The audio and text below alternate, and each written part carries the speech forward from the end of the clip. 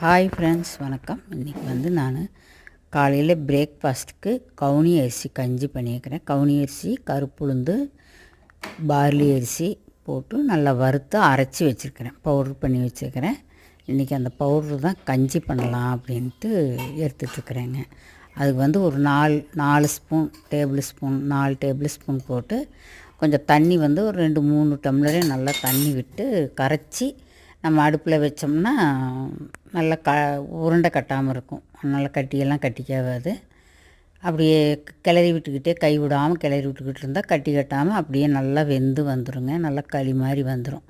ரொம்ப கெட்டியாக களி மாதிரி இல்லாமல் கொஞ்சம் கூழ் மாதிரி காய்ச்சிட்டு நான் தயிர் கடைஞ்சிருக்கிறேன். தயிர் கடைஞ்சி வெண்ணெய் எடுத்துகிட்டு அந்த மோர் தான் சேர்த்து நல்லா கலந்து விட்டுட்டு நம்ம ஆளுக்கு ஒரு டம்ளரில் ஊற்றி குடிச்சிக்கலாம். ஆளுக்கு 2 டம்ளர் கஞ்சி குடித்தாச்சு இன்றைக்கி.